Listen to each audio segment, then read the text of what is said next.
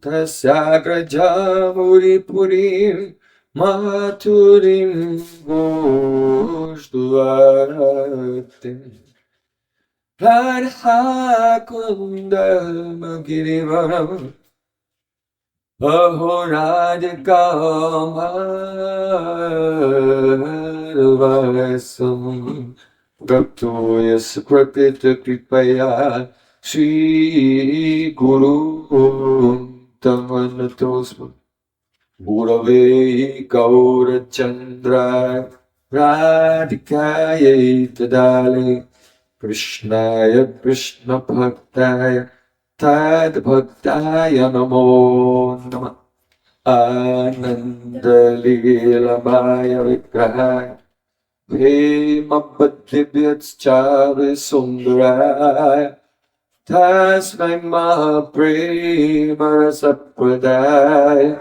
Chaitanya Chandraya Namo Namaste Chaitanya Chandraya Namo Namaste Chaitanya Chandraya Namo Bheda-abheda aparad lakshe Namastakam Sharanam Prapanna Prende Namaste Charanaravinda Prende Namaste Charanaravinda Govinda Namo Naramadhaviti Govinda Namo Naramadhaviti Govinda Namo Naramadhaviti Govinda Damodara Madhaveti Hey Krishna, Hey Yadav, Hey Saketi Govinda Damodara Madhaveti Ramasundar Skanda Shikhar Smarahas Murli Manoya Radhika Rasakumama Kripanidhe Supriyachana Kinkarim Karu Tavai Vasmi Najivami Tvaya Vina Iti Vidyaya Devi Tam Namam Charantikam. First of all, I offer my Sastang Dandavat Puspanjali, my heart like flowers thousands of times, at the lotus feet of my holy master, my supremely worshipable spiritual Gurudev, Asvadhyaya Paramarada Guru Pada Padma, Nityalila Pravishta Om Vishnu Pada, Ashtotara Sata Sri, Rupa Nugacharya Varya, Srila Bhaktivedanta Narayan Gosvami Maharaj. Secondly, I offer my pranam thousands of times at the lotus feet of my Param Gurudev to Srila Prabhupada and to all of the great spiritual masters in our Sri Rupanuga Gaudiya Guru Parampara. And finally, I offer my pranam to all of you, my dear spiritual brothers and sisters, all Vaishnavas and Vaishnavis, Vanchakalpadurvasarpasan, Vaishnavibhyo Namo.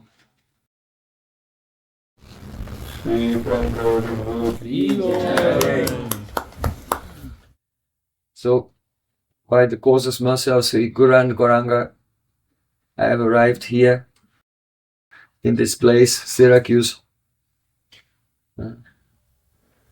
Perhaps you have some introduction. You know me little. My name is Sri Prem Prayojan Das. I am a disciple of very famous Vaishnav, Rasik Vaishnava Sri Srila Bhaktivedanta Narayan Gosvami Maharaj.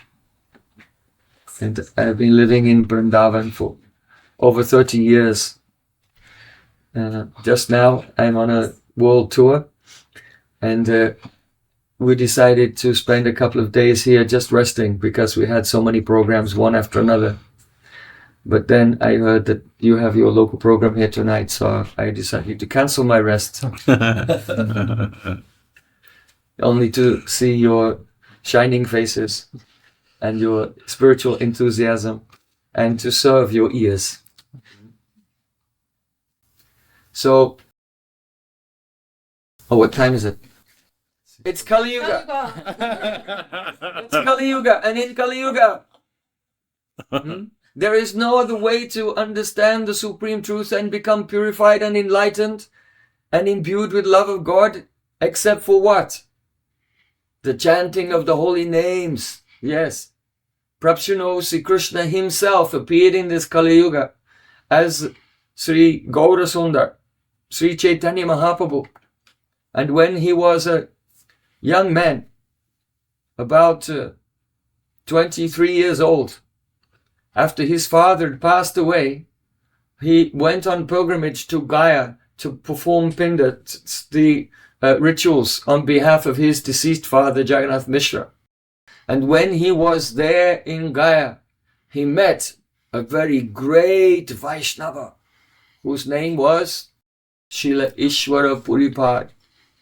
Now, previously, that great Vaishnava, that great sadhu, such an enlightened saint, drowning in the ocean of love of God always, he had already visited Navadvip Dham, and our Gaur Sundar, he used to go and listen to his classes, and he was listening to his classes every day for several months, but just listening and receiving some impressions. Who is this great person?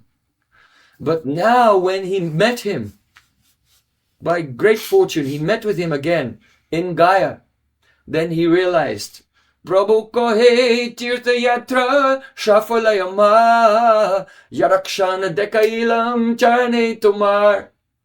He said, he bowed down to Ishwara Puripad, and Mahaprabhu said, now my visit to this holy place has become successful. The very second, the very moment when I saw your lotus feet. You see? So going to Vrindavan, or Navadvip, or Jagannath Puri, or any holy place is not successful until we have sadhu sangha. Sadhu sangha, sadhu sangha, sarva shastrikoi, lavamatra sadhu sangha sarva siddhiyoi. All the scriptures, they say one thing again and again. They emphasize one thing. Sadhu sangha. The association of pure devotees who are immersed in love for Sri Krishna. Not persons who are walking around in the darkness of this material world and chanting Harinam, trying to find Krishna, where are you? Like a hunt that is called Andajay Tilamara. Just like a hunter may go into the forest in the middle of the night, there's no light at all, it's a dark forest. And he takes his arrows and he's just shooting randomly, hoping that he'll hit something. So bhajan to Krishna is not like this. Bhajan is for those who have given up the 10 offenses to the holy name, and the holy name is illuminating their heart. And they are having the darshan of Sri Krishna. This is a pure Vaishnava. Stavara jangama deki na deki taramurti. Savatrahoi nija ishta deva spurti. The pure Vaishnava, he does not exactly see the regular objects of this world, but rather, though he may see the world, but within everything, he has a spurti, a vision, an illumination of the presence of his beloved Lord. Just like Hanuman. Hanuman will see Sitaram everywhere, outward and inwardly as well. Siya Ram Maya Jaganjani. And the great Vaishnavas in our line, they always see the beautiful forms of Radha and Krishna everywhere. So Ishwara Puripad was such a devotee like that. And Nimai Pandit, he was coming from a background of great scholarship. He was coming from his Vidyavilas. Vidyavilas means education pastimes. Are there any students in the room now? Any students? Now you're doing your education pastimes. But they are not so transcendental, perhaps. So Nimai Pandit, he was performing his transcendental Vidyavilas. He was acting like an arrogant scholar, only arguing over grammatical sutras.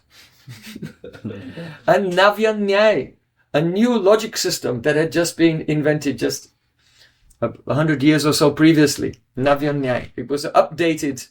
It was like the Nyay Sutras of Gautam Rishi from ancient times, but it was 2.0. It was the new updated version of the Nyay Sutras. Navyanyay. So he was absorbed in these things. But because Srivas Thakur and the other devotees, they were praying. They were always praying, oh, if only this Nimai Pandit would become a Vaishnava. He's so beautiful, he's so charming. He would influence the whole world. So, Gotram Nuvardtam iti. See, Srivas Pandit, he used to pray, may our Vaishnava family increase. Everyone, Gotram. Gotram. Nuvardatam. Iti. Oh, thus may our Vaishnava family increase and increase. Yes. So, by the prayers of the devotees of Navadvip, now Nimai, when he met Srila Ishwar Puripad, he was ready to give up his arrogant life of challenging and debating others and serve Krishna. So he fell at the feet of his Gurudev and he said, oh Gurudev, please accept me and teach me about Vedanta. Vedanta is the cream of the philosophy of all the Vedas, the conclusion of all the Vedas, Vedanta Sutra. And his Guru said, you are murka. That means you are a fool. You cannot understand Vedanta. So this is the prerogative of Guru, that he may chastise the disciple. Because the disciple has been in ignorance and wandering here and there in so many species, ignoring Krishna in his own heart and engaging in all types of sense gratification in the bodily concept of life like an animal. And therefore when we meet Sri Guru, it is the prerogative of Sri Guru. He may chastise the disciple because we need a jolt to shake us out of our stupor. If a person will be calm, if a person will be introspective, then they can very easily understand there are two things: the subject, me, and the object, everything else. The object that I'm experiencing, material energy, is inert. It is the unconscious, and it is in a state of flux. And the me, the subject who is experiencing this, who is the witness, who the Shakshi, who is the Ketragya, the knower of the field of activities, I am unchanging. You can ask anyone, how old are you, sir? 74. 74. And you feel like you felt when you were at college, right? When you were 20. Inside, right? You see? Yeah. This is absolutely. It. You grow, you get older and older, your body gets older and older, but you feel like the same person. Why? Because the Atma is kalatit, timeless. Anyone who has some introspection and is just sitting peacefully can discriminate that, oh, I am the subject and the world is the object. The world is matter, the world is in a state of flux, and I am seeing the movement of time from a position outside of time, from a vantage point outside of time. If we were part of time, then we could not experience it moving. Just like when you're on an airplane. You sit on the plane, you feel like you're not moving. But someone on the ground sees the plane. Why? Because they are not moving in relation to the plane. They're in one place. So you experience the movement of time because you are not part of the world of time. You are eternal spiritual being. And though we may understand this philosophically, though we may theoretically say this is a fact, but we remain in a stupor. We remain under the control of our habitual thought patterns, our chittavrittis, our sanskars, impressions of past activities. And so we just go along with the flow. of eating, sleeping, and doing karmas in this world. When in fact, as souls, our only responsibility is service to the Supreme Lord, Sri Krishna.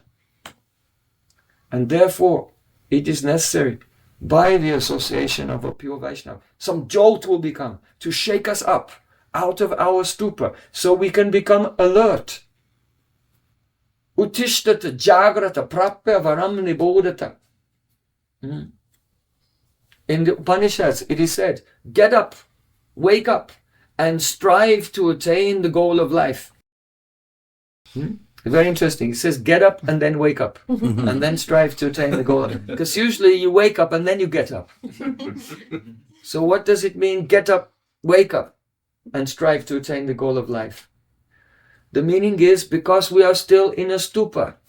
When the Guru gives us an order, then we have to just follow that order. In other words, get up, become active.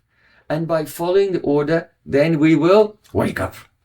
You see? So in material life, you wake up, then you get up.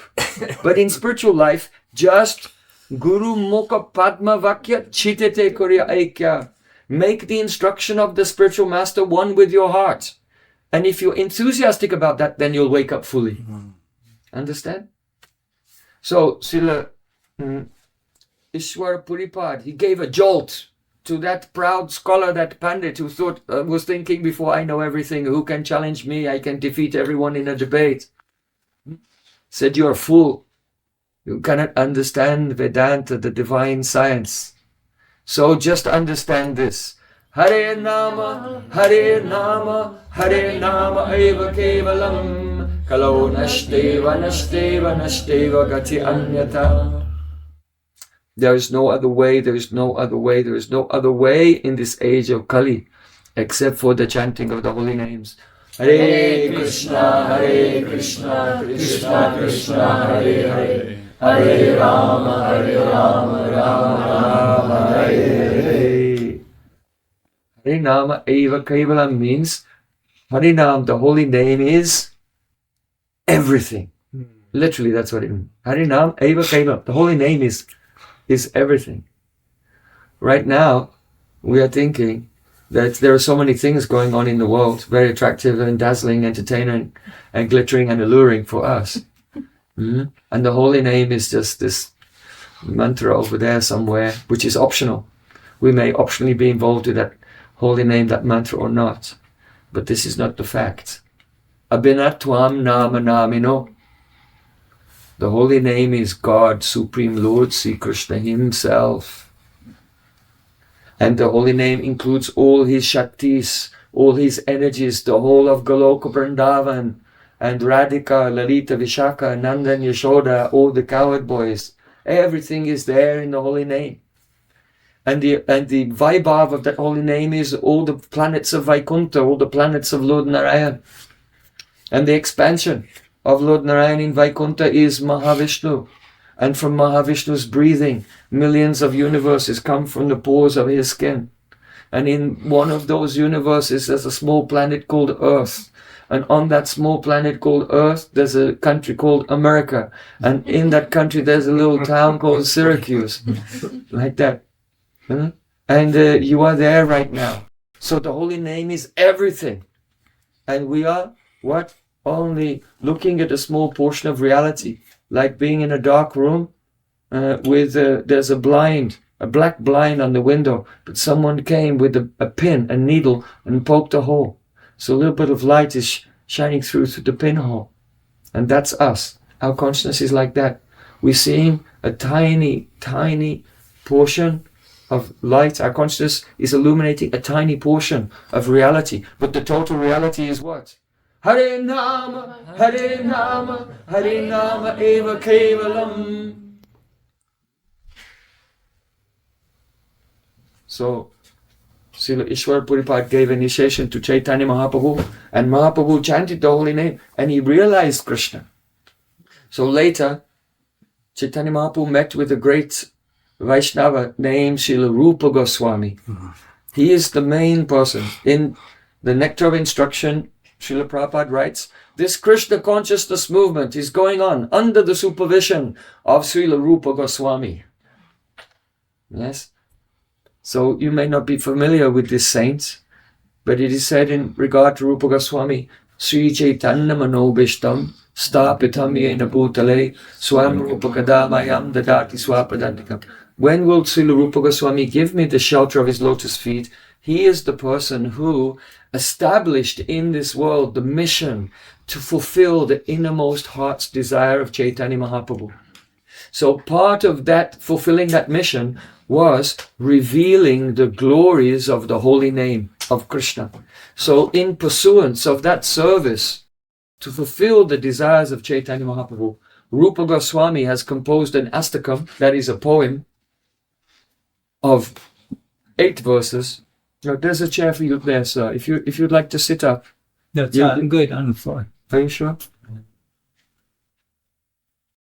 So, in pursuance of fulfilling that desire of Chaitanya Mahaprabhu, spreading the glories of the holy name, delineating the greatness of the holy name, Rupa Goswami wrote a poem, and the poem is called Sri Krishna Namastakam.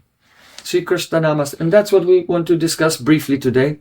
It's very deep, and really it should take a week to discuss this poem. But we have an hour, something like this. So we'll just try to touch on the main ideas. So in the first verse, Rupa Goswami Pad is saying, Nikila Sruti Mauli Ratnamala Juti Nirajita Tava Pankajanta Ai Mukta Kula Pasutpanam Paritastvam Harinama Sangshrayami.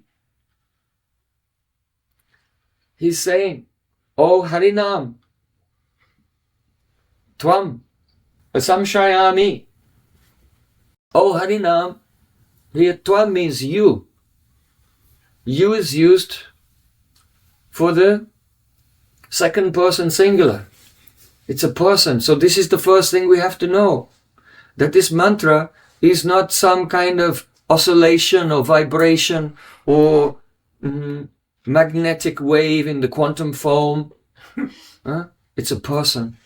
The holy name is a person with feelings. And his name is Krishna. So Tvam, O you, Harinam, Sangshrayami. Shrayami means I take shelter. In what way? Sangshrayami. Samyak Rupain, completely. O holy Nam Prabhu, I completely take shelter of you. You are my all in all. I cannot live without you. I have no other refuge. I do not seek comfort in other things, but I seek comfort only in the shelter of your service. So, Paritastam Harinama Sangshrayami. What kind of being are you, holy name? So he's saying, Nikala Sruti Moli Ratnamala Juti Nirajita Tava Pankajanta. He's saying that if you take the Shruti, that means the Vedas. So the Vedas, they have their headlines, their philosophical headlines, the main points, and they're called the Upanishads. So they are the Shruti Moli, the crest jewels of the Vedas. So the Upanishads, who are the crest jewels of the Vedas, themselves, they're like in a row. Nikala Shruti Moli Ratnamala. Ratnamala means a necklace of jewels, a garland of jewels. So if you can imagine all the mantras of the Upanishads together,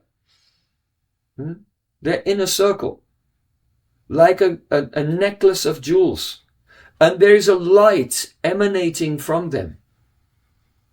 And just as the pujari takes the deep and offers arti and worships the deity on the altar, so the light emanating from the crest jewel of all the Vedas is nirajita. That means offering arti on all sides, paritastvam, surrounding the holy name, and all the crest jewels of the Vedas, their light is offering arti to the tips of the toenails of Harinam Prabhu.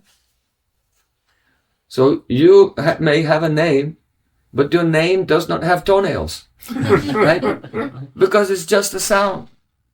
But Nam, Hare Krishna, this mantra is Krishna himself. And he has a very beautiful Satchid Ananda Vigraha. He's the embodiment of eternity, knowledge and bliss. And he's so brilliant that the highest philosophical treatise in the whole universe is worshipping the tips of the toes of Harinam. That means there is no knowledge greater than the holy name. Chaitanya Mahaprabhu said, Chaito Darpanamarjanam, Bhava Mahadavagni Nevapanam, Swayakadava Chandra Kavitarnam. Now here we come. Vidya Vatu Jivanam. Vidya means transcendental knowledge. And she is like a Vadu. That means a very chaste, newly married bride. So in Vedic culture, the bride, the newly married bride, is completely fixed on the service of her husband. She's not thinking about anything else at all. Before, she was thinking about how to serve her mother and father or elder brothers, but now she's a Vadu. She's just left her family home and she's come to the home of her husband, and she's completely focused only on serving the husband. So in the same way, transcendental knowledge is very chaste. She does not serve the path of karma, fruitive activities, the path of jnana, philosophical speculation, the path of yoga, ashtanga yoga, pranayama, and meditation, all of these things. She's focused and only serves one person, Nam Prabhu, the holy name Sri Krishna. So it is said in the Padma Purana, Rig Vedo hi Yajur Veda Samavedapyatarvana Adita Stena Yenuktam Hare Ityakshara Dvayam. That it is understood that if anyone has uttered the two syllables Hari, then they have completed their studies of the Rig Veda, Samaveda, Yajurveda and the Atharva Veda. So everyone, can you say Hari? Hari. Hari. Have you completed your study of the four Vedas? No. According to the Padma Purana. Huh? According to the Padma Purana. No, only according to you. Because who has uttered the two syllables? Perhaps you know, there was Atashi Krishna Namadi Na Bhavat Grayam Indriyai Sevan Mukhi Jivado Swameva Spatada. Because the material senses cannot perceive Krishna's name, form, qualities and pastimes. Therefore, how can we experience them? Sevan Mukh, when we become attentive to service, when we take shelter of the spiritual master and engage all of our senses in service fully and chant continuously, then the holy Swayameva Spartyada, the divine transcendental name, descends from the spiritual world. Golokera Premadhan Harinam Sankirtan. It descends from the spiritual world. It enters into our pran and takes over all of our senses and begins to reveal Krishna himself. So there's a difference between just the external syllables which are uttered by ordinary persons and the actual holy name. Understand? So this verse said, when the divine transcendental holy name from Goloka Vrindavan descends and reveals his beautiful form to you, then you finished your study of all the Vedas. It doesn't mean that if any random person says Hare Krishna, that now they know everything about the Vedanta and so on. You see? So the Shastra has to be taken according to Vidvat Rudibriti. You cannot interpret the verses according to your own dictionary definition, looking up the meaning of the words and making a translation. They have to be understood in tattva, according to the divine non-dual reality. So, here Rupa Goswami is describing that holy name which is transcendental, which only descends onto the senses of those who are absorbed in service under the guidance of their guru, and reveals Krishna's beautiful transcendental form in Goloka Vrindavan. And that form, from very far away, the Vedas are offering arti to that form, because it's very difficult for the Vedas to attain Goloka Vrindavan.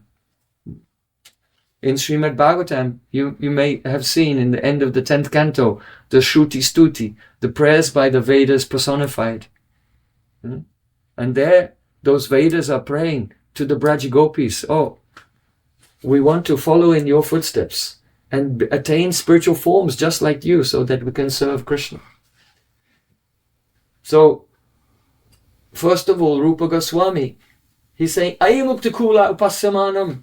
Not only the Vedas are worshipping from far away the holy name, but also Muktakul. That means the complete dynasty of all liberated souls. Muktakul. Whole dynasties of liberated souls. What does that mean? That means don't think that you chant Hare Krishna and then when you attain your perfection, then you stop chanting. But even all those souls who are liberated, those who have been liberated from this world, and those who were never in this world, Muktakul, all the dynasties of liberated persons, they're constantly glorifying the holy name. So how glorious is the holy name? In the first verse, Srila Rupa Goswami is poetically glorifying Nam Prabhu in such a way that we'll understand. The holy name gives incomparable spiritual realization. Don't follow any other path. Now, in the second verse, he said, Jaya nama deya muni brandageya janaranjana paramaksharakite tvamanadrak apimanagaritam niklogratapa patalim vilumpati. The meaning is, Jaya nama deya, all glories to you who are addressed by the holy name. Muni Brindagaya, all the great munis, like Narada Muni, like Shuka Muni, all the great sages, and especially Rupa Goswami himself, he's Rupa Muni, and Sanatan Muni, Raghunath Muni. They're all, Muni means a person who can do manana, that is, go into deep meditation and directly have vision of the spiritual world. That is the highest type of Muni. There are some, and from a lower perspective, Muni can just mean a thoughtful person, like a philosopher. So there are some Munis whose understanding is not fully mature. But here, the greatest Munis, Muni Brindagaya, all Munis, oh Harinam, the Munis are glorifying you. Janaranjanaya paramaksharakite. You appear in the form of akshar. Akshar means syllables. Ha, Re, Krishna, Ha, Re, Krishna, Krishna, Krishna, Hare, Hare, Hare, Rama.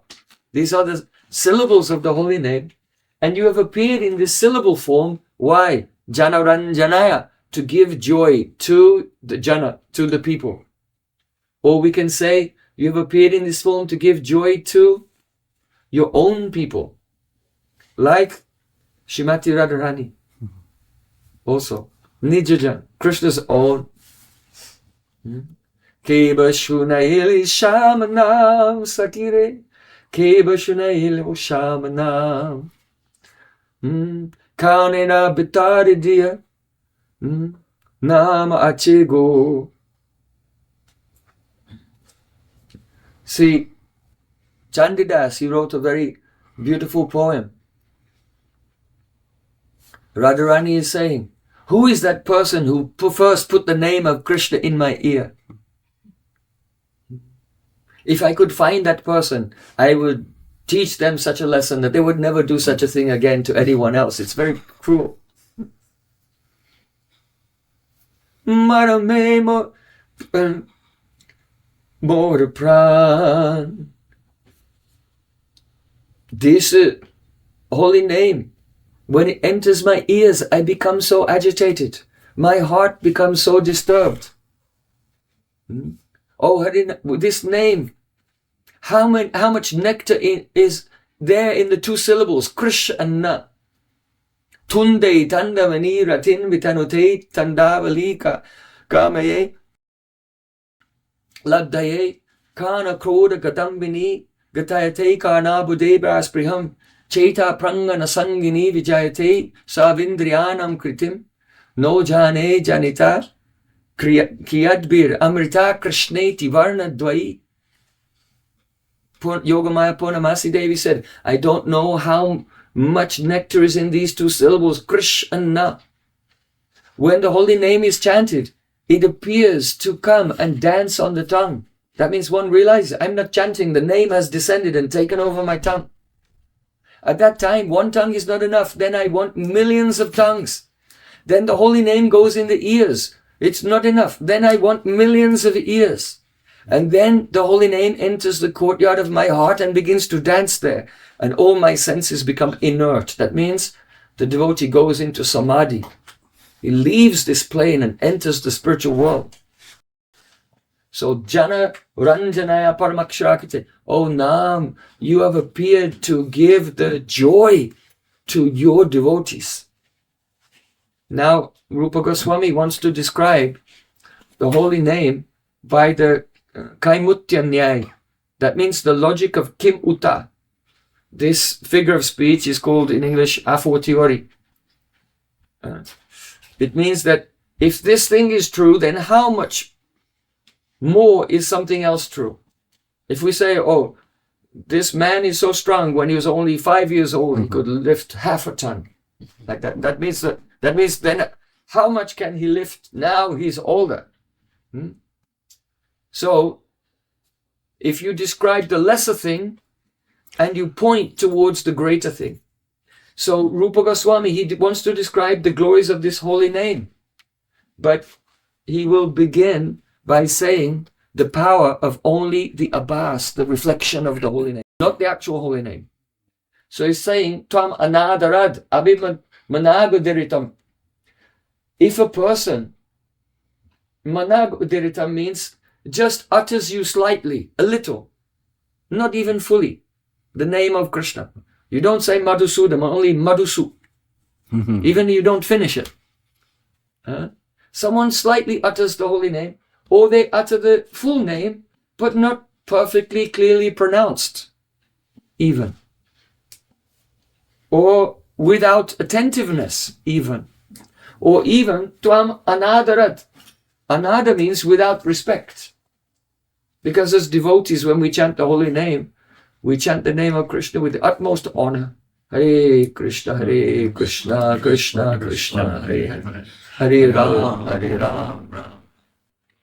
But an ordinary person, they may just utter the name. Oh, who are these Hare Krishnas? Why are they singing this song, Hare Krishna? A few years ago, there was a big protest in Berlin. And we went there to do Harinam Sankirtan. So it was, all the television stations were there. And there was one TV reporter. And as he was giving a speech describing, there were about 2 million people were there. And RFK was there also. And as he was speaking, he could hear the sound in the background. And the reporter said on live TV, and now I can hear also the followers of Hare Krishna are here. I'm not sure who Hare Krishna is, but his followers are very enthusiastic. So he has no idea what he's talking about. And so he is not saying it with respect or attentiveness or anything, he's just saying something. Right? So here, Rupa Goswami said, if someone just utters somehow or other, even without respect, then Nikilogra tapa patalim vilumpasi. Patalim means there's a huge abundance, an excess, a mountain of ugra tap. Ugra means ferocious, and tap means suffering, right? All the living entities in Kali Yuga, though they cannot see their karma, but their karma is like a huge, abundant mountain of ferocious suffering just waiting to devour them. The miseries are coming one after another. So in this material world, if you're having a problem in your life now, just wait. It gets worse.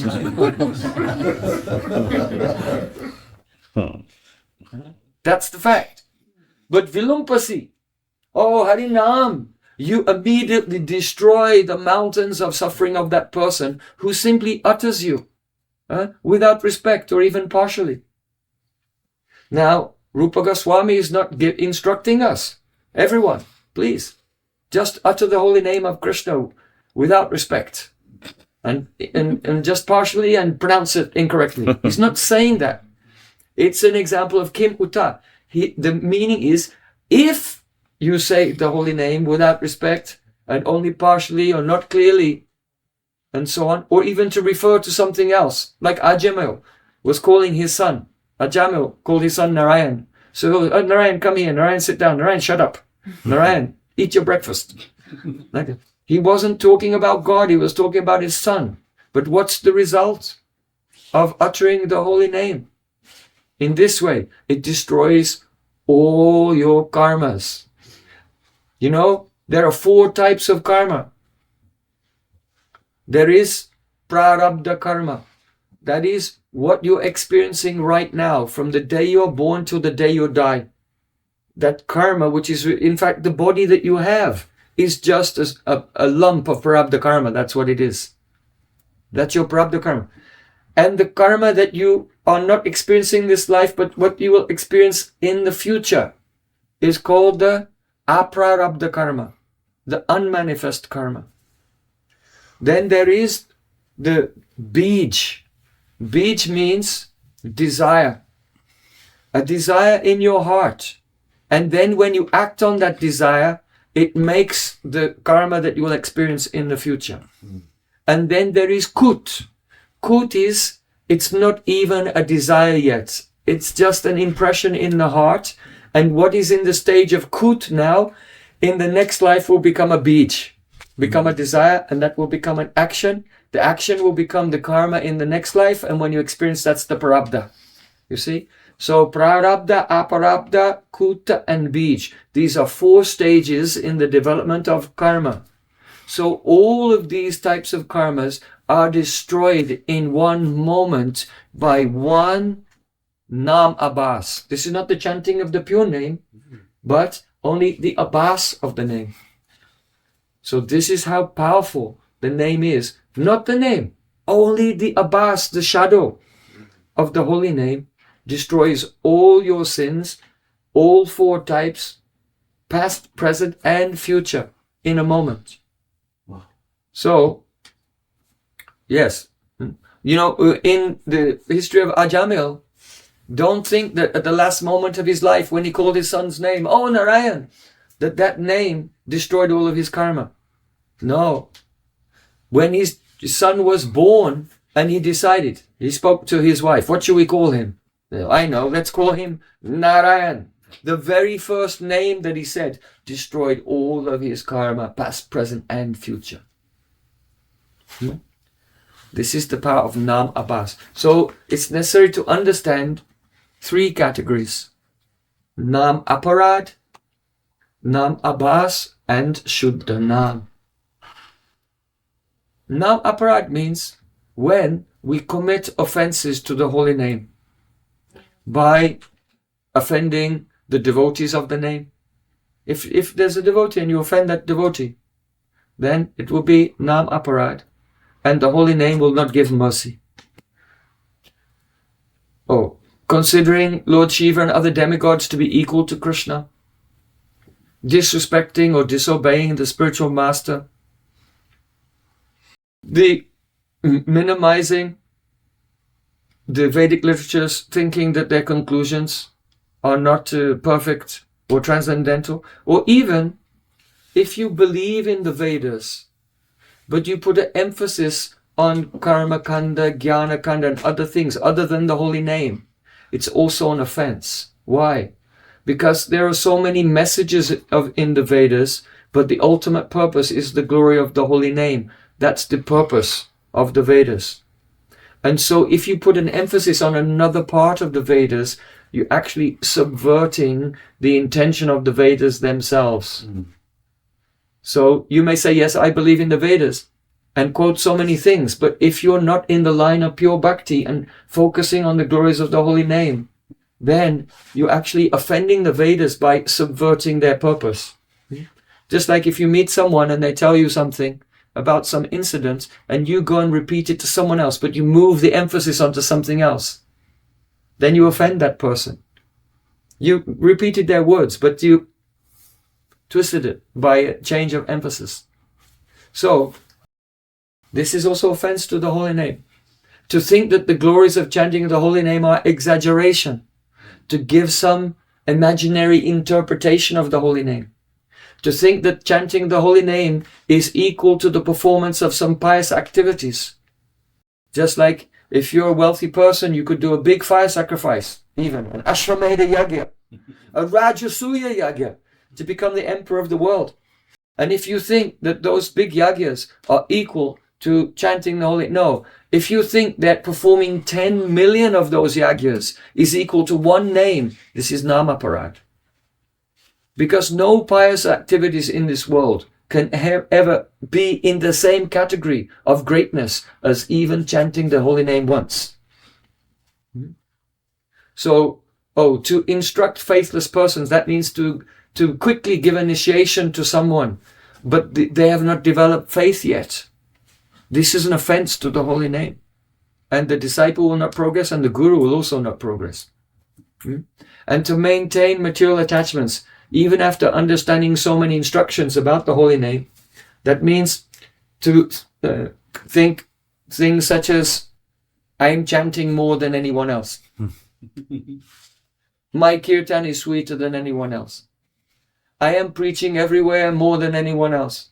I am to use the holy name as the currency for your own prestige. This is all offense to the holy name. And even to think that you are great when chanting the holy name means to think that you can produce the holy name with your own tongue. That means to think that the holy name is jivadin. The word adhin means subordinate.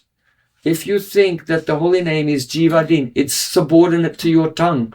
Just as when you speak ordinary words, your tongue is controlling the sound which is coming from your mouth.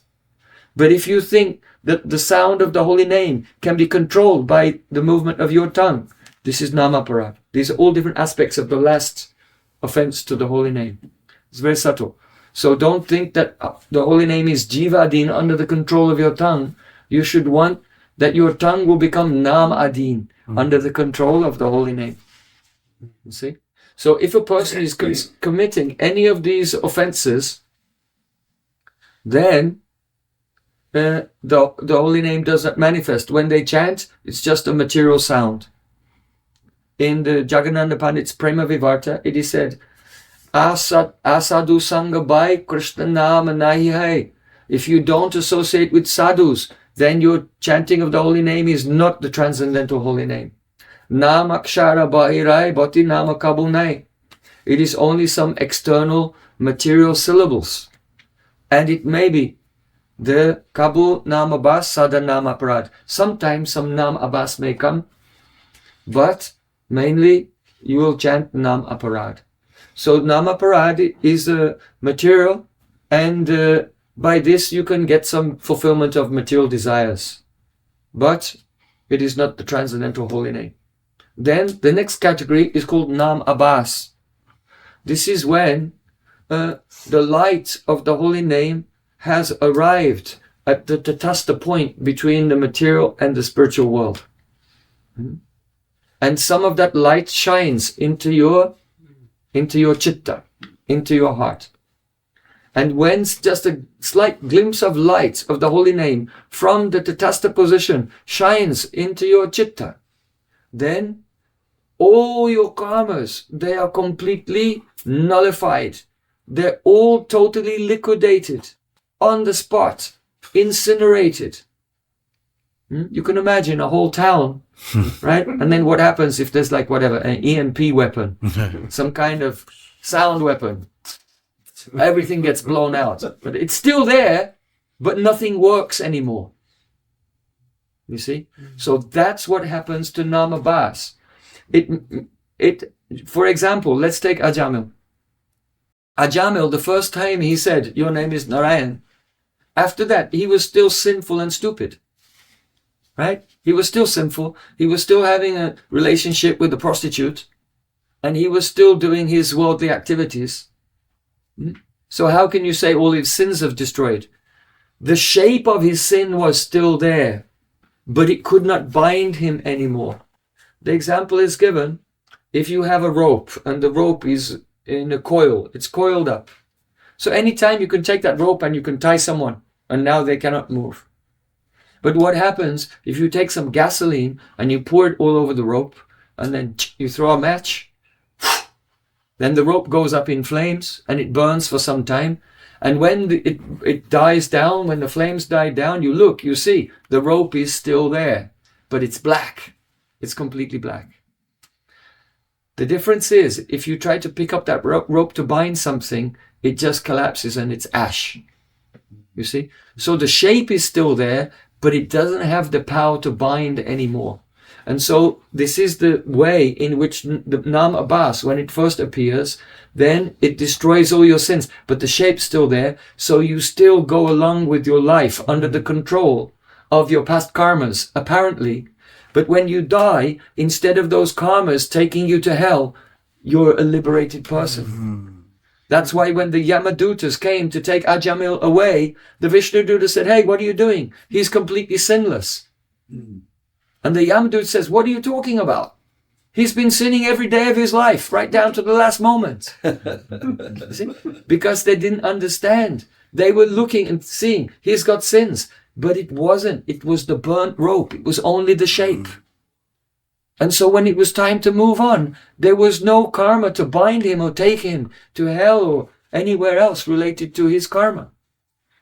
So this is the meaning here of Tvamanaga apimanaga dirita. If a person will just somehow or other say the holy name, even unknowingly, inattentively, and without respect, then all their mountains of sinful reactions are annihilated at once. Even though you may not experience it yourself if you're the chanter, and the others who are also chanting or even hearing. They don't understand it either. So this is why it's very important to go out on Harinam Sankirtan. Take the mridanga and kartals and make it beautiful with flags and banners.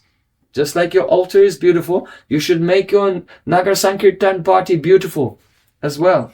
Have you seen a video online of our Chaitanya Academy Sankirtan when we go out? Oh, well, silk flags and banners with tilak markings on, and Mahamantra and the Panchatattva.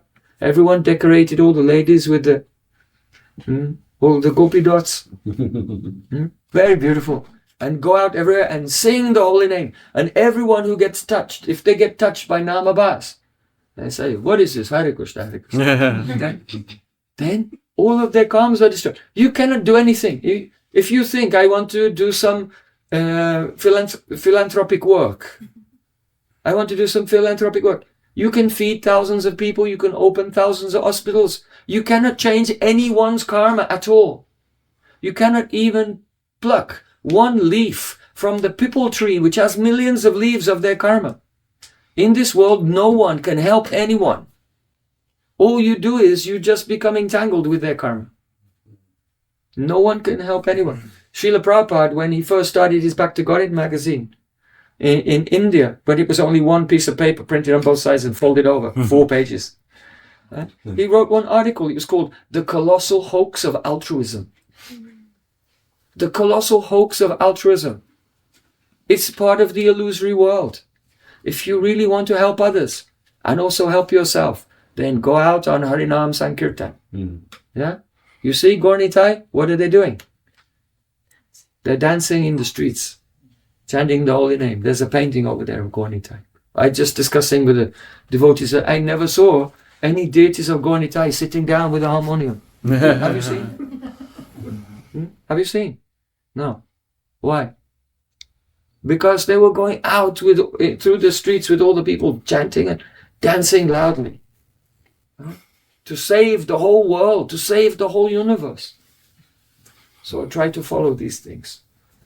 Nikilagrata papatalim vilumpasi. Now, go to the next verse. Yada baso pyudvan kavalita pavadvanta vibhavo drisham tatvandanam apidishati bhakti pranayanam janastasura tam jagati bhagavan namatarine kritite nirvakta kaya mahimanam prabhavati. The meaning is Kritete nirvaktum kaya mahimanam prabhavati. those who are kriti, those who are learned persons, very, very educated in Sanskrit grammar and studying of the Vedas, nirvaktam kaya mahimanam prabhavati, who amongst them can fully describe the glories of the holy name? It's a rhetorical question, and the answer is none of them. No scholars can describe the glories of the holy name. Only a Vaishnava who has realized the glories of the holy name can describe the glories of the holy name.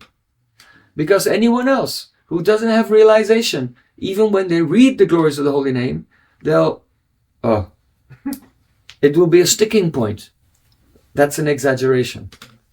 Just like when I said, the first time Ajamil said, your name is Narayan, all is karma, past, present and future. Many of you in this room were inside going, what is Prem Prayojan saying? That's too much, that's impossible. That's an exaggeration. Why? This is a nam aparad. This is one of the offenses to the holy name. So it's important, you have to hear from nam tattva vid Vaishnavas. Vaishnavas who have realized the glories of the holy name, and listen to them with the greatest honor and the greatest faith, knowing that what they have said, it is 100% true.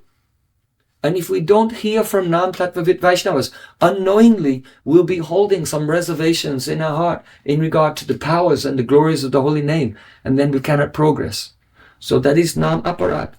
But if there's a person who is not chanting purely, but also not committing any offenses, that stage is called Nam Abhas.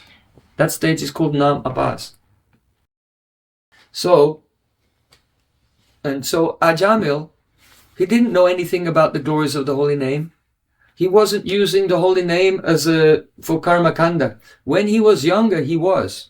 When he was a young man, he used to do karma kanda yagyas every day. And there's no example of doing a yagya where there's not some name of God there. Yagya vai Vishnu. Yagya is for the satisfaction of Vishnu. So he would definitely have chanted the holy name. But when he was younger, he was thinking that I am chanting this holy name and doing the yagya to get some pious reaction from my doing my dharma as a Brahmin. And so because he was subordinating Bhakti Devi to material karma, it was an offense to the holy name. You see? So when he was a young Brahmin, though he was chanting, it was Namaparad, and he wasn't getting any benefit from that. Because it was Namaparad. He was committing the offense of Dhamma, Brata, Tyaga, Hutadi, Sarva, Shubhakriyam, Samyam, Api, Pramada. This offense to the holy name. To consider the chanting of the holy name to be equal to the performance of Dharma, performance of Vrat and Huta, fire sacrifices and so on. This is all an offense. So before, when he was young, though he sometimes chanted, with no effect, because he subordinated Bhakti Devi to the worldly karmas. But then, it's quite ironic, when he fell down, when he became sinful, when he was living with a prostitute, when he became a dacoit and a gangster, then he wasn't doing karma kanda anymore. So, and when he called his son Narayan, which was it was a good fortune, because previously he met a sadhu, and the sadhu told him, you should call your next child Narayan. So he remembered this and he did it. So the cause of his good fortune was sadhu sangha. You see, everywhere in the Shastra, any story that you read, any history, the teaching is sadhu sangha, sarva shastrikai. Somewhere behind it, you'll find that that's the purport. So then when he was a fallen, when he was a gangster and just calling his son, Narayan, shut up, Narayan, sit down, Narayan, eat your breakfast, Narayan, go to sleep. Then it was Nam Abhas, because he was chanting the name to refer to something else. He wasn't thinking about any philosophical things. It wasn't a yagya. He wasn't subordinating bhakti to karma or anything. And so it destroyed his all sinful reactions. Now in this verse it said, Yada, that, in the last line, what learned, accomplished scholars can properly enumerate your glories? That means none of them can. Only the pure Vaishnavas who realize the beauty of Sri Krishna in his holy name. That Krishna and his holy name, they are one. Krishna's name, even saying Krishna's name, it gives us the wrong impression. Just like when you say the body of a Brahmin. Is anyone here from a Brahmin family? Yeah? So look, there's the body of a Brahmin. You see, there's the body of a Brahmin. Can you see? Huh? Huh? No, there's no... Because the body of a Brahmin, that means the Brahmin is the person who owns the body. But the person who owns that body is what? The soul. Is the soul a Brahmin? The soul has no caste. Right? And the body is the Brahmin. So when you say the body of the Brahmin, it actually makes no sense. It's called a vikalpa. A category that has no correspondence, a mental category that has no correspondence with an external reality, but it seems to make sense to us in our mind.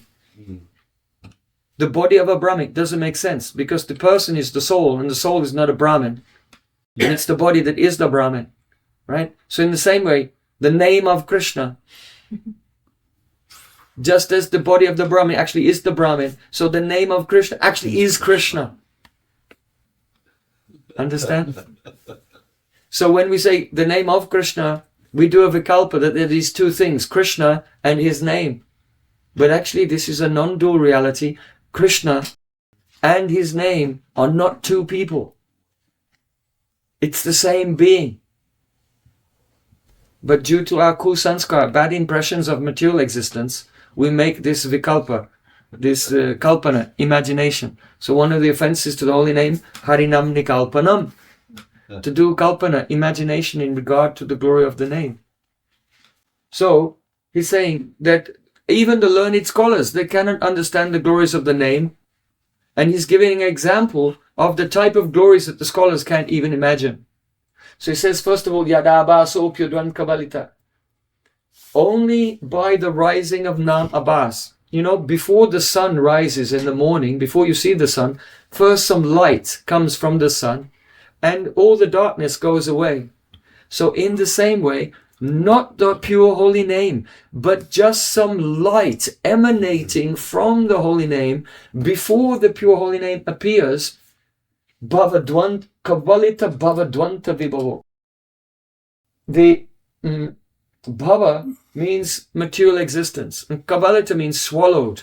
The entire darkness of material existence is easily just swallowed in a second and gone by just a little bit of light coming from the name, not even the pure name, just nam abhas.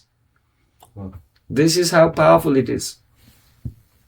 So Ajamil, at first, he was chanting Asrada Nam Abhas. There are different types of Nam Abhas.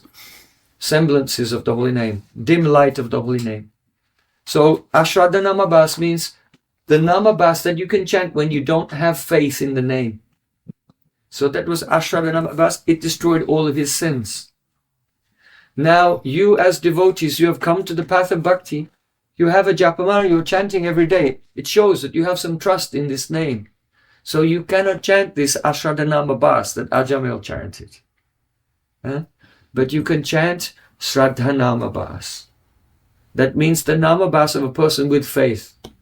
So in all the stages, from Ado Shraddha, Sadhu Sangha, Bhajana Kriya, Anartha Nivriti, Nishta, Ruchi, up to Asakti, this is all the Shraddha Nam Abhas in different stages of Shraddha. Ado Shraddha is the Shraddha Nam Abhas, and then in the stage of Nishta, it's Nishta Nam Abhas. That means Shraddha Nam Abhas when the Shraddha, the faith is firm, and then faith mixed with taste, Ruchi, then faith mixed with attachment. So these are different types of Shraddha Nam Abhas, and then in the stage of Asakti, then Shuddha Nam will come, and when the Shuddha Nam appears on the tongue, then it appears along with Shuddha Sattva Visheshatma Prema Samuryanksa Samyubhak Ruchibis Chitamasrina Kridaso Bhava Uchate, the stage of Bhav, the stage of transcendental ecstasy, the stage of Swarup Siddhi, when you become situated in your divine spiritual form and directly serve Sri Krishna. This is why when Chaitanya Mahaprabhu received initiation from his guru gave him the Gopal mantra and gave him Hare Krishna mantra and told him, Krishna mantra hoite habe sangsara mochan, Krishna nama hoite pabe Sri Krishna charan. It's very important. He said, by the Diksha mantra, the Gopal mantra, you'll be liberated from this world. And by Krishna Nama mantra, you will directly serve the lotus feet of Krishna. You will hold the lotus feet of Krishna in your hands and massage them. In fact, Krishna may hold your feet in his hands and massage them. When Prem comes, Krishna comes under the control of love and wants to serve his devotee. He said, Ye yatamam prapadyante, tangstataiva bhajamiham. I reciprocate with everyone. So if you want to massage Krishna, then Krishna will want to massage you. That's his nature. He's controlled by love.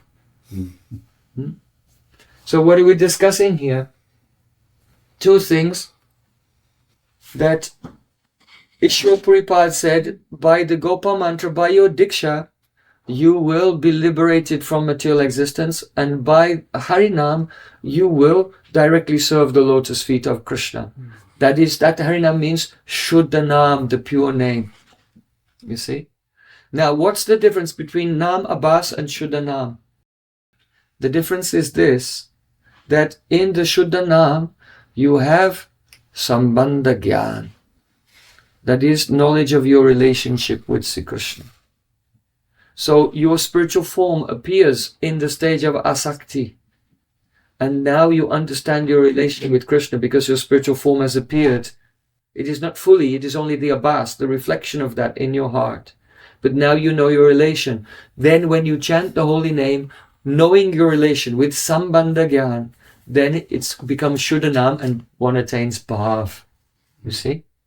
So that's why Chaitanya Mahaprabhu said, Param Vijayate Sri Krishna Sankirtanam. What does, not Kirtan, Samkirtan. Samkirtan. What does Sam mean? Sam means Sarvato Bhavena Kirtan. Complete Kirtan. That is the Kirtan which is free from Nam aparad. It is in the association of pure devotees. And it is free from material desires and anarthas, right? So free from anarthas, free from aparad, in the association of pure devotees, and with Sambandha Gyan. Kirtan with Sambandha, knowledge of your relation, is called Sankirtan. Sam here means Sambandha, knowledge of your relationship.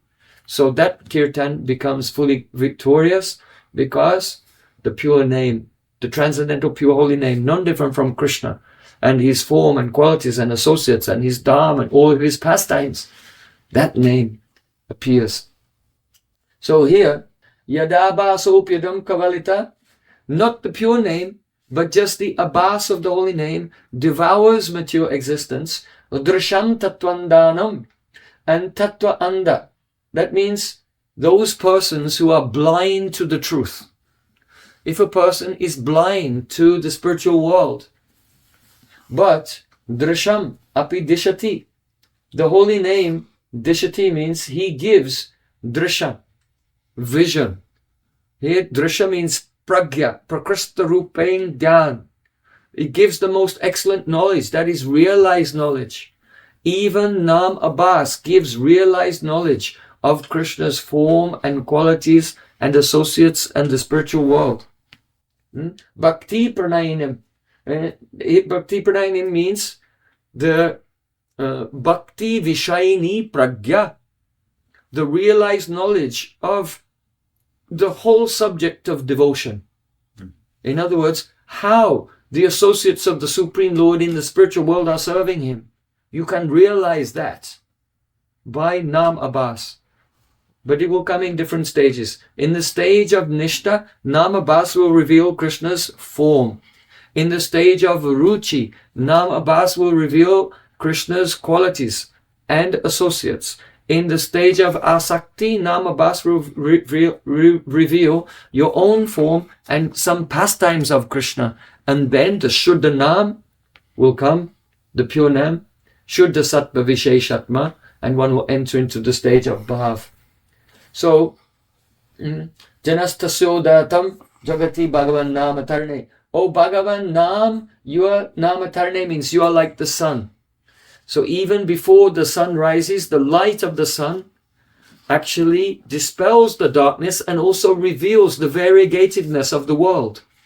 So in the same way, before the pure name appears, the light of the holy name destroys the darkness of ignorance and illuminates the spiritual variegatedness of the spiritual world.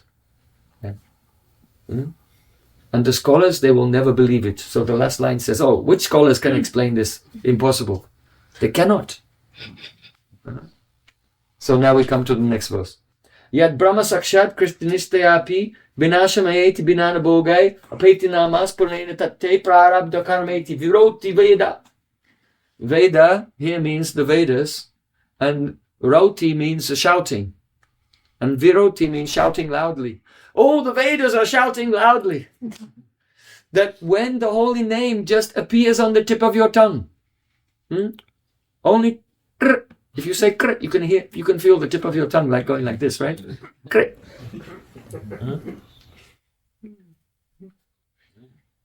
Because the r is a murdanya. The r, Krishna. The r, the s and the n are called murdanya. That means the letters of the Sanskrit alphabet where the tongue is turned up on the roof of the mouth, like that. Krishna, Krishna, Krishna. So only when the name appears on the tip of the tongue, then what happens? Parabdha karmeti. All the parabdha karma is completely destroyed. Now, this parabdha karma, yad brahma sakshat kritinishtayapi.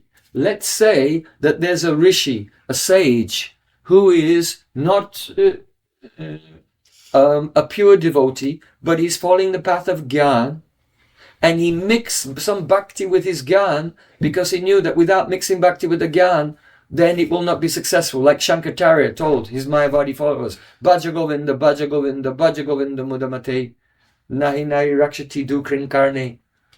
He said, worship Govinda, worship Govinda, worship Govinda. Your Sanskrit grammar will not save you. Dukrin Karne means the analysis of verbal roots. Nahi Nahi Rakshati, this is not going to save you. So they know, even impersonalists, many of them understand, unless I mix some bhakti with my path of Gyan, it will not be successful. It's true. No path, karma, Gyan, yoga, nothing is successful without the touch of bhakti. They're all lame paths. So, let's say a person, by mixing some bhakti with their Gyan, they came to the point where they became Brahmanishta, Brahma Bhuta Prasanatma. And they realized Brahman, the light of Brahman. And they're meditating continuously on Brahman. So they feel like they're liberated. But still, that person has to undergo their prarabdha karma. That means the karma that they're experiencing in this life, they still have to taste it. They still have to experience that. But here, Rupa Goswami is saying, Binasham ayeti binana bogai. If the holy name appears on the tongue of someone, then their prarabdha karma binasham ayeti. It is destroyed completely, binana bogai, without having to taste it. You see? So, this is very important. You see, the yogi, he has a tree of prarabdha karma, but his meditation on Brahman, he's free from the bodily conception of life, but not one leaf on the tree of his prarabdha karma can be removed. He has to taste everything before he gets liberated from this world. But a person in this world, the holy name appears on the tip of their tongue, then all their karmas are destroyed, and their prarabdha is destroyed, and they don't, binana bogai means without having to taste their prarabdha karma. So, this is talking about the previous verse spoke about Namabhas, and half of the verse before that spoke about Namabhas, but now we're discussing the pure holy name. Now, if you were listening very attentively, a question may come. Wait a minute, it's saying that when the pure holy name appears on the tongue, all the prarabdha karma is destroyed. But earlier you said, if someone chants Namabhas, the first time all their prarabdha karma is destroyed.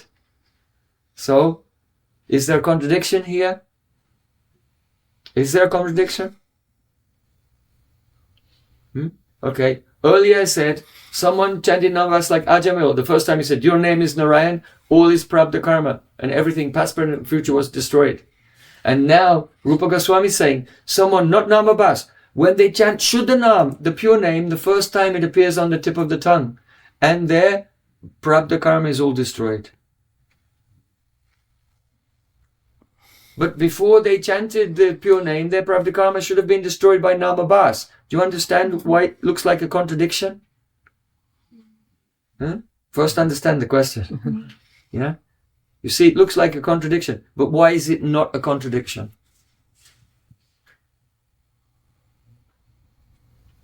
Binana bogai. It's destroyed without having to taste it. You see? Because Ajamil, his prarabdha karma was destroyed. That means it was basically, diffused. His samskars were still there, and he was still acting like a sinful person, and he was still experiencing all the prarabdha karma in that life. But it was like the burnt rope. You understand? So that prarabdha karma was destroyed in the sense that it could not bind him, but he was still tasting it. Understand? But now it's saying when Shuddhanam, the pure holy name, appears, right now, your prarabdha karma was already destroyed by Namabhas, but even the shape is finished. And you don't even have to taste it when person chants, when the pure name first appears. Do you understand? Just raise your hand if you didn't understand. Okay, raise your hand if you did understand. Right? Because raise your hand if you did understand what I said, because I'm going to ask you to explain it. So raise your hand if you understood. Good. Okay. So 50% is a high score. If you're hearing these things for the first time, then 50% is a high score actually. And the videos are online. You can go back and listen again and make notes. Study. Like you're studying in university. You should study more seriously. There's a philosophy of pure bhakti to see Krishna. So it's very wonderful. This glorification is so wonderful. Now, in the fifth verse, come to the fifth verse, Srila Rupa Goswami Pad saying, Agadamana Yashoda Nandano Nandasuno Kamalanayana Gopi Chandra Vrindavanendra Pranata Karun Krishna Vittaneka Swarupe Toyi Mamarati Ruchavadatam Namadeya. Oh Nam Prabhu, may my rati for you increase every day. This is a nice prayer. Do you like chanting? So you should pray, may my attachment for this chanting increase more and more every day. Don't be like in a plane. I like chanting, it's kind of okay. I chanted today, I chanted yesterday, I'll chant a bit tomorrow. Like that, everything the same. No, this is not the mentality of a pure devotee. One who's sincere begs the holy name. May my attachment for you grow every single day more and more and more, that each day I experience the greater attachment for the holy name than the day before. It's a very good prayer. So let my attachment for you in various forms, aneka swarup. Oh Krishna, you have aneka swarup, you have many forms. And Rupa Goswami is just uttering some of those forms. Agadaman. Agadaman means Krishna who defeated Agasur. He chastised Agasur. Right? So that means when the devotee is chanting Hare Krishna, sometimes he may stop and say, Hey Agadaman!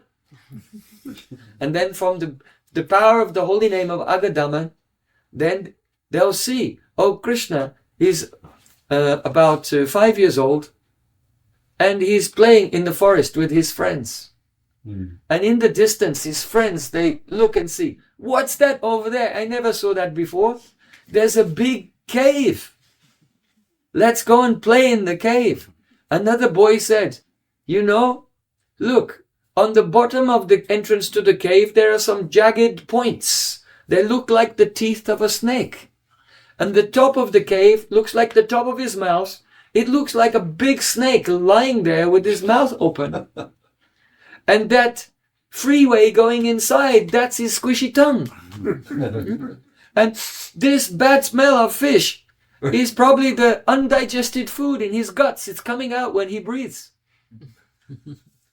The other boy said, well, if it's a big snake, maybe it's not a smart idea to go dancing over that through his tongue and into his mouth. Another boy said, what are you worried about? Krishna is with us. Now, they don't think that Krishna is God, but they heard that Gargacharya said, Anena sarva duragani yuyamanjas tarisyata.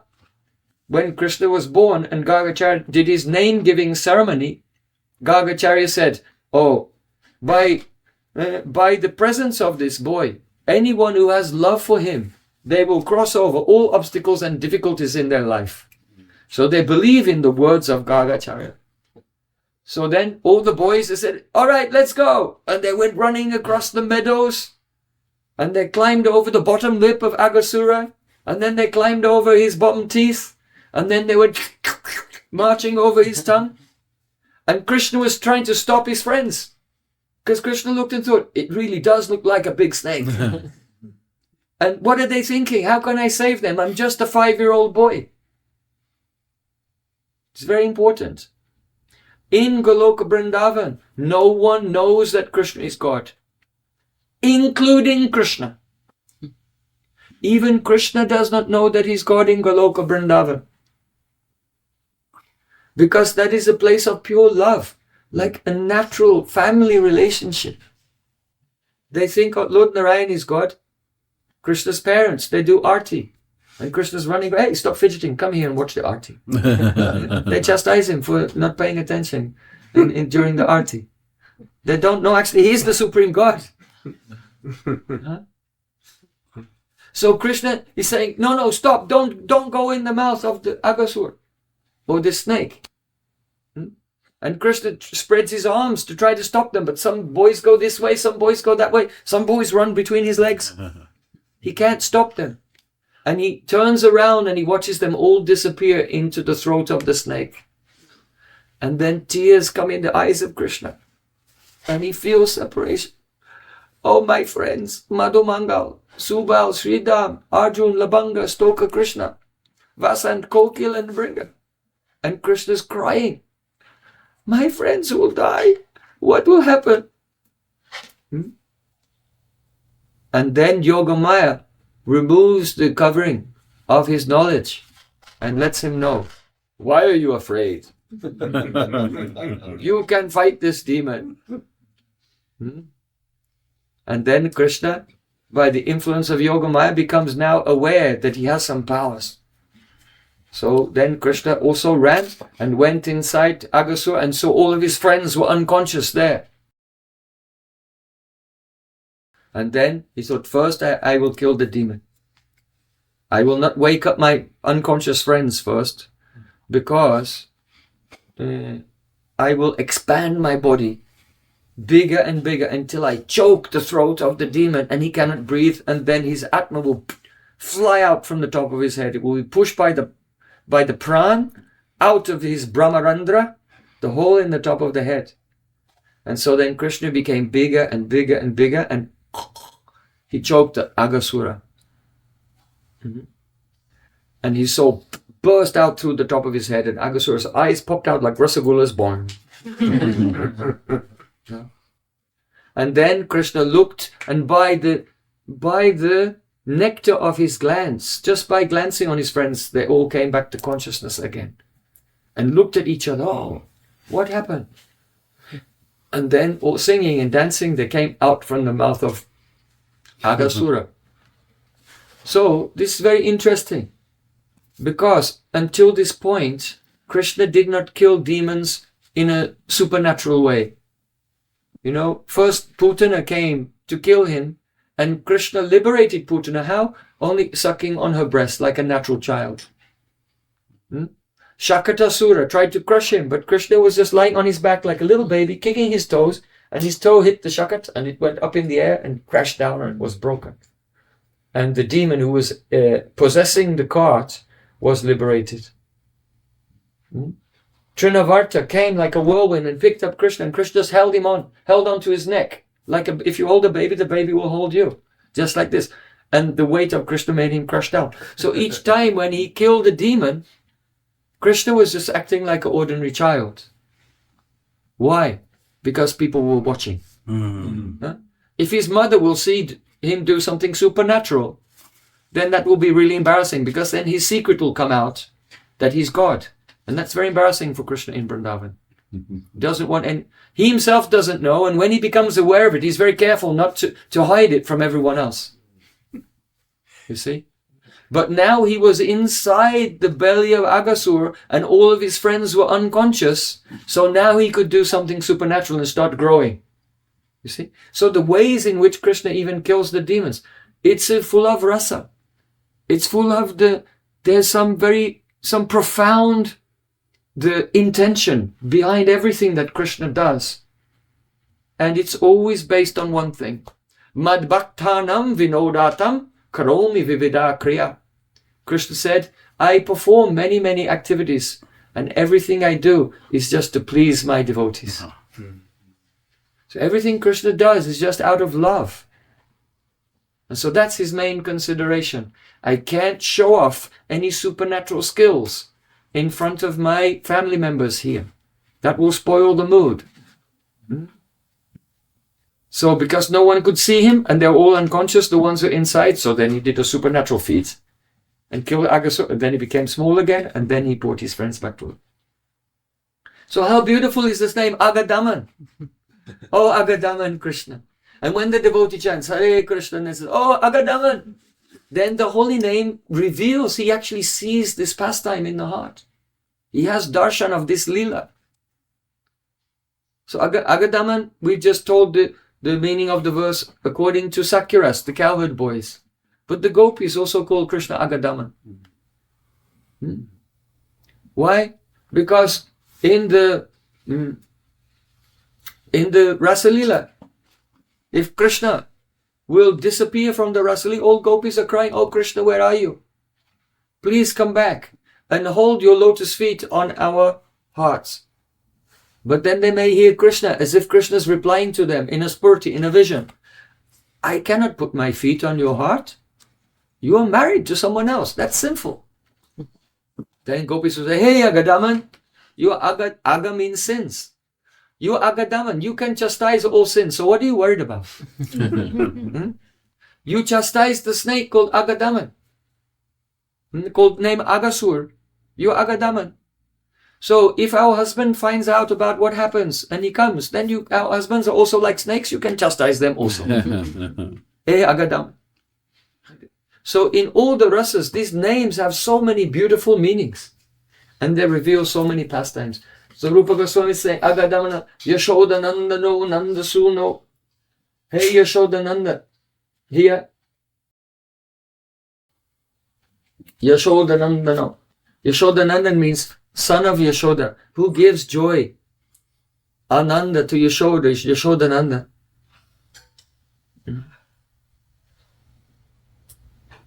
When Mother Yashoda, in the evening time, like this, when the sun, like now the sun is going down, so in Braj, when the sun is about to set, Shri Krishna, he's returning to the village of Braja, Nandagaon, with thousands and thousands of cows. From far away, all the villagers come out from their homes and they see Goduli. That means there's a big cloud of dust in the sky. But they can't see Krishna because there's all dust everywhere. But they can hear the sound of flutes, the sound of buffalo horn bugles blowing, the sound of the boys singing and their ankle bells, and the cows mooing, humba, humba. That's Sanskrit for moo. And so, always in the Shastra when it describes the cows calling, they go humba, humba. Yeah. So they can hear. It's like a big festival as Krishna and the boys are returning to the village. And as they're looking through the dust, and the dust begins to clear, and then through the dust they see Krishna there, smiling, looking at his friends lovingly, playing his flute. He's perspiring from the exertion of running here and there. And the dust in the air has stuck to his face due to the perspiration. And so his face is like a blue lotus with, if a bumblebee tastes a blue lotus, he scatters the pollen on the petals. So the face of Krishna is like a blue lotus, and the dust stuck to his perspiration is like the pollen of that lotus. And he looks so sweet because he's tired. You know, when he's fresh, he looks beautiful. But when he's tired, there's extra sweetness. Because his mother sees him and thinks, oh, my Lala is tired. I have to take him home. I have to bathe him and decorate him and feed him the supper.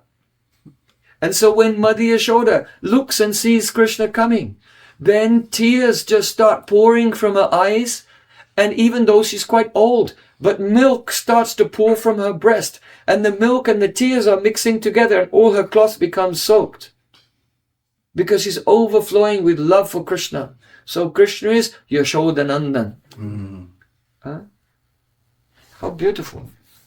So in all the rasas as well, Yashodanandan, sometimes the gopis say, Nakalu gopika nandano bhavan. Oh Krishna, we think you are not the son of Mother Yashoda. You cannot be the son of Mother Yashoda. Akila dehinam antaratmadrik. We think we must be the Paramatma. Now the gopis don't believe this. They're just criticizing him. Because females, they have a very delicate psychology. So as soon as something happens which is not what they want, then they immediately begin to lash out with the tongue, criticizing whatever's going on around them. So Krishna has disappeared from the Rasalila, and the gopis are criticizing him like anything. Nakalu gopika nandano bhavan akila dehinam antaratmajik. They don't think he's Paramatma. It's an insult. They're saying, you cannot be the son of Mother Yashoda. Why? Because Mother Yashoda is very kind and you're cruel. So if someone is the son of someone else, usually the son has the qualities like the mother. Generally a daughter looks more like the father, and the son looks more like the mother. And generally the father has more love for the daughter, and the mother has more love for the son. This in general. So Krishna is Yashodanandan. Yashoda has more love than Nanda Maharaj for Krishna actually. And Krishna, Yashoda is very beautiful. Otherwise how can Krishna be beautiful? And Mother Yashoda is very kind. But what happened to you? You're so cruel. We left everything to meet with you in the forest at night, risking our whole life and our whole future in this life and the next life. And now you just abandoned us, leaving us helplessly here in the forest. So now we have this doubt. Nakalu gopika nandano bhava. I think that you cannot be the son of Mother Yashoda. Then who are you? Akila dehinam antaratmadrik. You must be the Paramatma. Why? Because in Gita, Krishna has said, Samoham sarva bhuteshu name dvaistosti na priya. I am equal to all living entities. No one is dear to me and I am not against anyone. This is Krishna speaking in the Paramatma Bhav. You see? Paramatma is in the heart of everyone. And the Paramatma, he's upadrashta anumantascha. He's a witness. He watches what you're doing and he permits you to do. If he will not give permission, you cannot do anything. If Paramatma will not give you permission to move, you'll be paralyzed. Without Paramatma, we cannot do anything. But he's not telling us what to do. We're acting according to our own sanskars, our own karma. And Paramatma is just watching and not saying anything and not interfering and just permitting. You see? So this is the Paramatma. So if someone wins the lottery, then the Paramatma is in their heart, they're celebrating, but the Paramatma is they're just watching. He's not celebrating. And if someone is in a house, and the house is burning down, and they're burning to death in the fire, then the Paramatma is just in the heart, just watching. It's just what? He's not doing anything. It's completely neutral. Completely neutral. So gopis are saying, they're insulting Krishna. You cannot be Yashodanandan, the son of Mother Yashoda, because she's so kind and you're so cruel. You left us. And now we're here in the forest and we're burning in the fire of separation from you. And you're hiding in the bushes somewhere just watching. So Akila Dehinam, we must be the Paramatma. Gopi is not speaking as Siddhanta here. They're criticizing Krishna. They don't have any Aishwarya. Bhav. So like this, Agadamana Yashoda Nandano Nandasuno, you are the son of Nanda Maharaj. Kamala Nayana, you have eyes like lotus petals. Gopi Chandra, you're like the moon who causes the lotus hearts of the gopis to open. Vrindavan Indra, you're the enjoyer of pastimes in the forest of Vrindavan. Pranata Karun, you are the person who is so kind and merciful to those who are pranata, those who live their life in a constant state of prostration at your lotus feet. Every day we bow down so many times to Krishna, but when we stand up in our heart, we should still be bowing down. Understand? We have to live our life in a state of constant prostration to see Krishna. So for those persons, the pranata, Karun, you are full of kindness, full of compassion for those persons. Krishna, and your name is Krishna. Krishna is the best name. Why? Karshati, it means he was attractive. He attracts everyone. Right? No. Here, yes, this is true. But better than that, here Krishna to attraction means that Krishna is attracted to Shrimati Radharani. Oh. Yes, now more sweet. Not who is attracting everyone, but who is attracted to Shrimati Radharani. That is Krishna. So all of these are your unlimited forms. So O Nam Prabhu, I am praying that my love for you in all of these forms will grow day after day, always increasing. Sri Harinam Prabhu ki Jai. So I went over time a little bit. We managed to discuss 5 verses.